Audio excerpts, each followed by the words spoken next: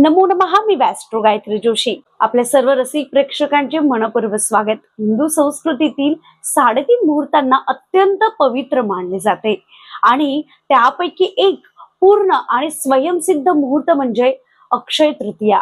अक्षय तृतीया या शब्दाचा अर्थच असा आहे की ज्याचा कधीही क्षय होत नाही, म्हणजेच जे कधीही संपत नाही.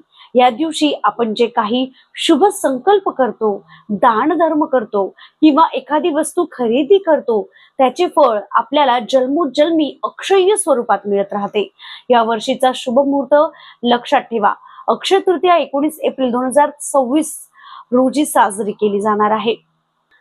दानधर्म, लक्ष्मीपूजन आणि नवीन वस्तूंच्या खरेदीसाठी 19 एप्रिल हा दिवस ज्योतिषशास्त्रानुसार अत्यंत श्रेष्ठ आणि फलदायी ठरणार आहे.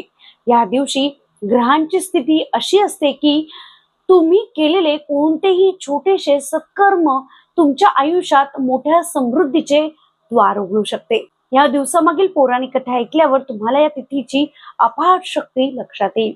असे मानले जाते की अक्षय तृतीयेच्या दिवशीच भगवान विष्णूंचा परशुराम अवतार झाला होता. या चित्र दिवशी माता गंगेचे स्वर्गलोकातून पृथ्वीवर आगमन झाले होते, ज्यामुळे मानवाच्या उद्धाराचा मार्ग मोकळा झाला. इतकेच नाही तर महाभारतातील एका कथेनुसार वनवासात असताना भगवान सूर्याने पांडवाला, विशेषतः युधिष्ठिराला एक अक्षय पात्र दिले होते. या पात्रातील अन्न कधीही संपत नसे. याच दिवशी सुदाम्याने आपल्या बालपणीचा मित्र भगवान श्रीकृष्णाची भेट घेतली होती आणि केवळ मुठभर पोहे अर्पण करून सुदाम्याचे दारिद्र्य कायमचे नष्ट झाले होते. त्रेतायुगाची सुरुवात याच दिवशी झाली, म्हणून अक्षय तृतीयेला युगामी तिथी असेही म्हटले जाते.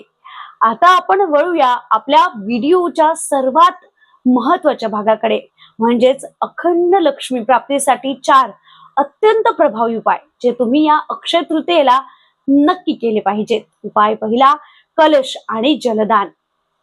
अक्षय तृतीयेला मातीचा नवीन कलश किंवा घडा खरेदी करणे अत्यंत शुभ असते. हा घडा पाण्याने भरून त्यामध्ये थोडे गंगाजल आणि वेलची टाकावी. हा कलश घराच्या ईशान्य कोपऱ्यात ठेवावा किंवा एखाद्या गरजू व्यक्तींना किंवा मंदिरात दान करावा. वास्तुशास्त्रानुसार अक्षय तृतीयेला केलेले जलदान तुमच्या घरातील पितृदोष दूर करते आणि अन्नामध्ये कधीही कमतरता भासू देत नाही. उपाय दुसरा, सोन्याऐवजी जव खरेदी. अनेकांना या दिवशी सोने खरेदी करणे शक्य नसते. खरे पाहता सोने खरेदी करावे. अशा वेळेस निराश न होता जव हे भगवान विष्णूंचे प्रतीक मानले जाते आणि त्याला सुवर्ण मानले जाते. या दिवशी थोडेसे जव खरेदी करून ते भगवान विष्णूंच्या चरणाशी अर्पण करा. पूजा संपल्यावर हे जव एका लाल कपड्यात बांधून तुमच्या तिजोरीत किंवा पैशाच्या ठिकाणी ठेवा. हा उपाय केल्याने तुमच्या घरात लक्ष्मीचा अखंड वास राहतो आणि उधळपट्टी थांबते. उपाय तिसरा, महालक्ष्मी महामंत्राचा जप. या दिवशी संध्याकाळी महालक्ष्मीची पूजा करताना गायीच्या तुपाचा दिवा लावावा. पूजेमध्ये कमलगठ्ठाची माळ घेऊन 108 वेळा ओम महालक्ष्मी नमः या मंत्राचा जप करावा. हा मंत्र केवळ शब्द नसून एक प्रचंड ऊर्जा आहे, जी तुमच्या वास्तूतील नकारात्मकता खेचून घेते आणि समृद्धीला आकर्षक करते. उपाय चौथा, विशेष दान आणि त्याग. अक्षय तृतीयेला केलेले दान हे 1000 पटींनी परत मिळते.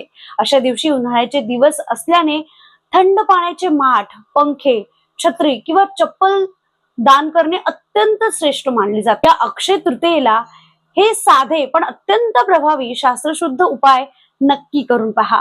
मला खात्री आहे यामुळे तुमच्या आयुष्यात सकारात्मक बदल नक्कीच घडतील. तुम्हाला हा व्हिडिओ कसा वाटला कमेंट बॉक्स मध्ये नक्की सांगा आणि माहितीपूर्वक व्हिडिओसाठी चॅनलला सबस्क्राईब नक्की करा. श्री स्वामी समर्थ.